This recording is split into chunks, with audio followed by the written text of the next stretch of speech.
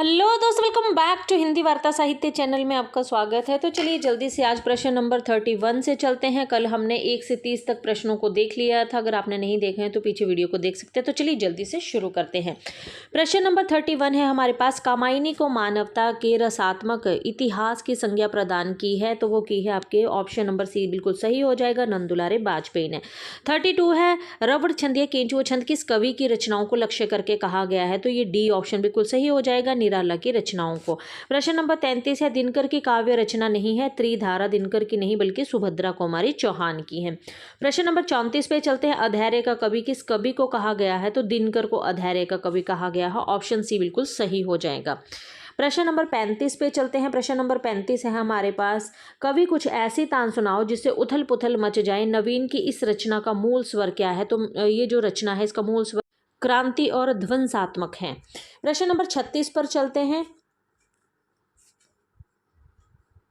प्रश्न नंबर 36 है हमारे पास, कौन राष्ट्रीय सांस्कृतिक धारा का कवि नहीं है। तो हरिवंश राय बच्चन जो है ये हालावाद के कवि है, ना कि राष्ट्रीय सांस्कृतिक धारा के कवि।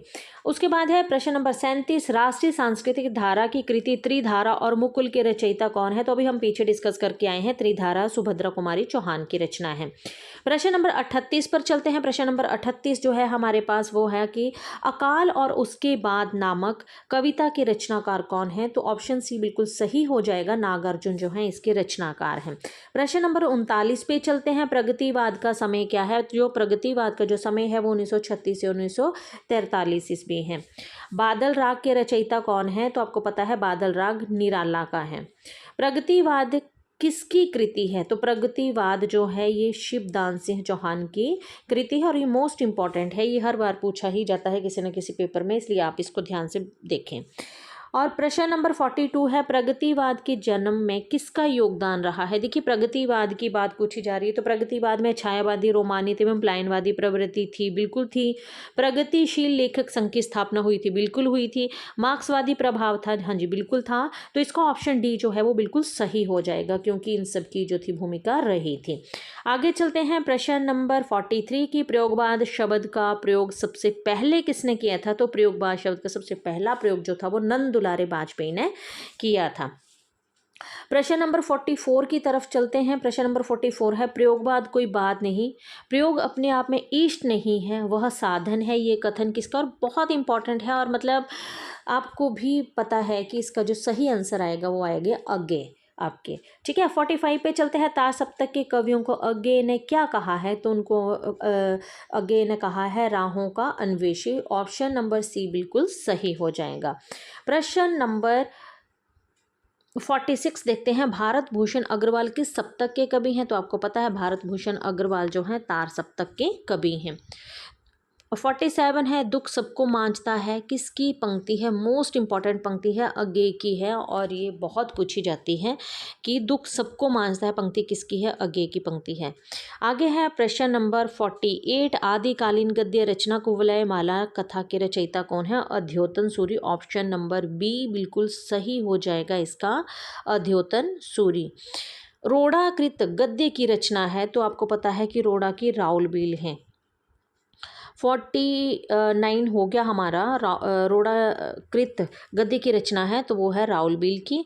ठीक है, उसके बाद प्रश्न नंबर 50 पे चलते हैं। आदिकालीन गद्य रचना है। तो देखिए आदिकालीन गद्य में आपकी उक्ति व्यक्ति प्रकरण आता है, बिल्कुल। विवरण रत्नाकर भी आता है, बिल्कुल आता है। कीर्तिलता आता है, बिल्कुल सही। तो ऑप्शन डी जो है बिल्कुल सही हो जाएगी कि आदिकालीन गद्य की रचनाएं उक्ति व्यक्ति प्रकरण, वर्ण रत्नाकर और कीर्तिलता, तो उपयुक्त सभी हैं।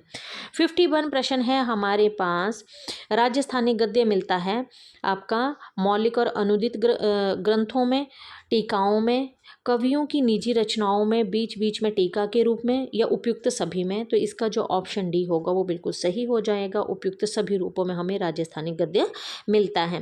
प्रश्न नंबर 52 की तरफ चलते हैं। ब्रज भाषा गद्य की अखंड परंपरा चलती है। देखिए ब्रज भाषा गद्य की अखंड परंपरा की बात तो आती है, तो ऑप्शन ए बिल्कुल सही हो जाएगा। भक्तिकालीन कृष्ण भक्त कवियों से जो है वो ब्रज भाषा गद्य की अखंड परंपरा चलती है।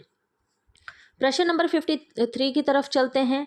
त्यागपत्र उपन्यास के लेखक का नाम बताइए। तो ऑप्शन डी बिल्कुल सही हो जाएगा, जैनेन्द्र। धनिया और झुनिया प्रेमचंद के किस उपन्यास के पात्र हैं। तो आपको पता है ऑप्शन बी बिल्कुल सही हो जाएगा, गोदान के पात्र हैं।